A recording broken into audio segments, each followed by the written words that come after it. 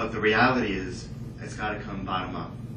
And right now, 167 with Newark already have a pay-to-play law.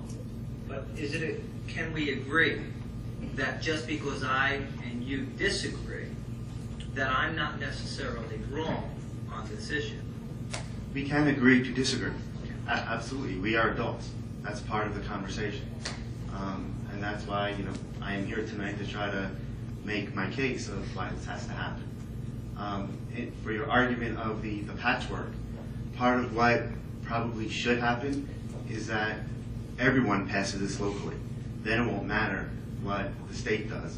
And if we all got the same law, to Russell's point, the contractors don't have to worry about what's happening. Josh, have you, and I love the dialogue, have you approached the governor with respect to your desire to change the pay-to-play? Because if he were to have an assemblyman put forth legislation at the state level, maybe that's, is he not interested in what you're interested in?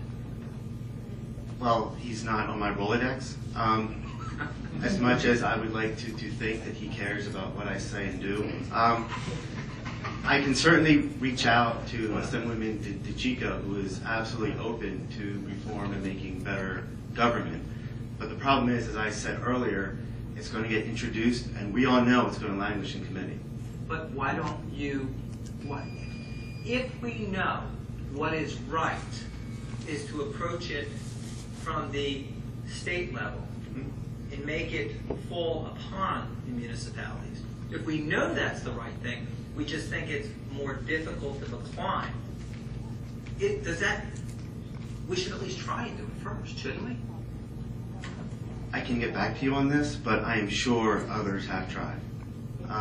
My point is that I can only control what I can control. Right? The 7 of you can only control Gloucester Township. But what happens is, as enough towns do this and you get critical mass, other towns are going to follow suit. But isn't it more appropriate to ask for an endorsement and send it up the chain to get them to make the necessary changes? I don't think it's a matter of appropriateness. I think it's a matter of pragmatics. As I said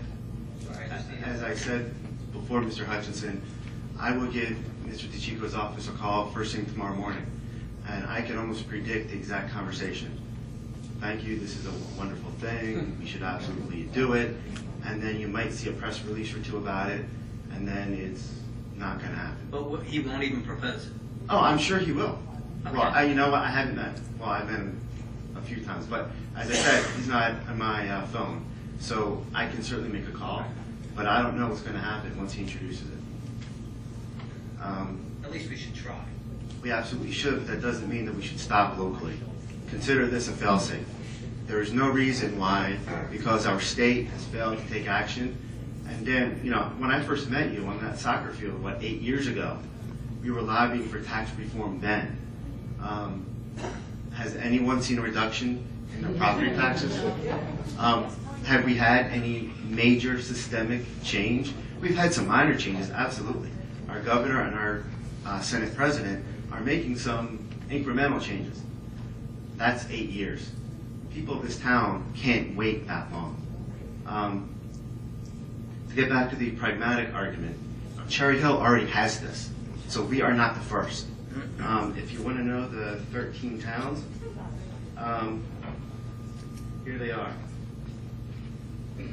Audubon, Cherry Hill, Clementon, Collingswood, Berlin, Gibbsboro, Haddon Township, Haddon Heights, Lawnside, Pine Hill, Stratford, Waterford, and Winslow. How about Runnymede or Belmar? No. Runnymede and Belmar don't have it. Are there any Are there any complications because we deal with them at the high school level?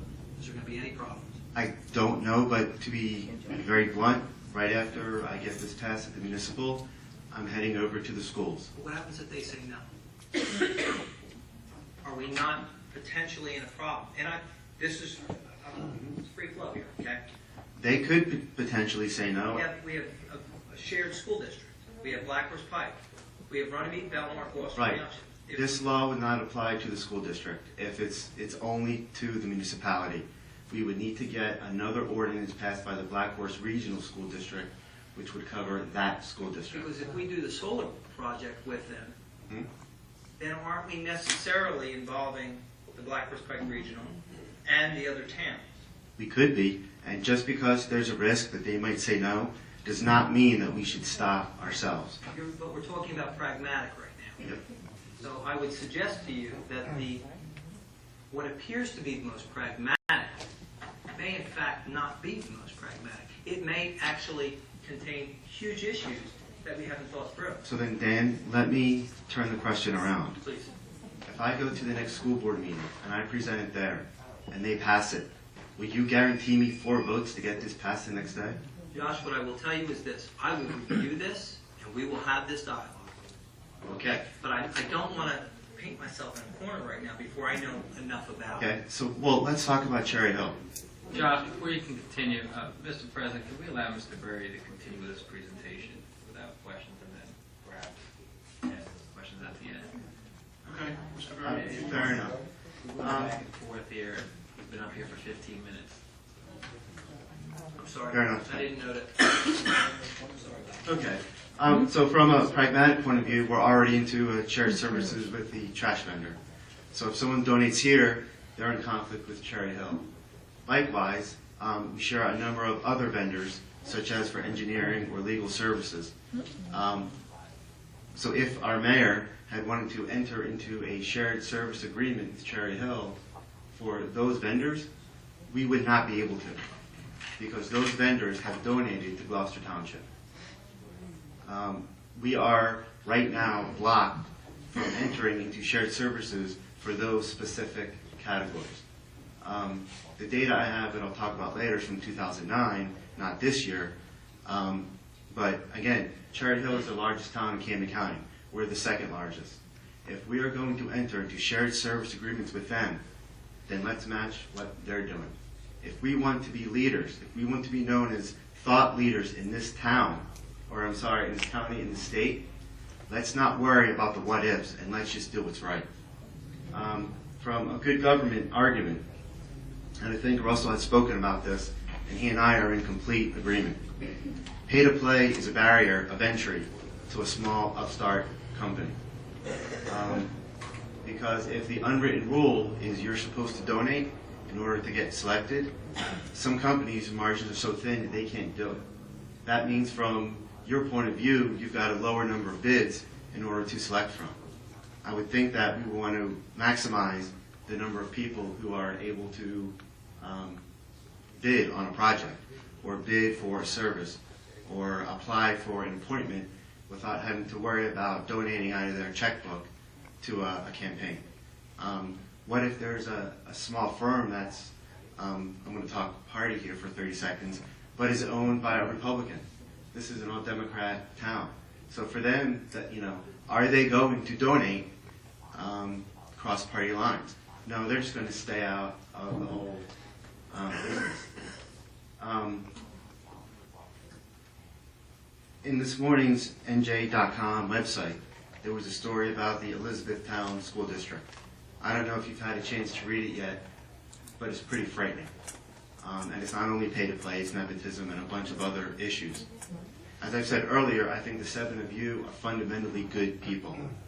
We may not need this law today, but what happens when you move on?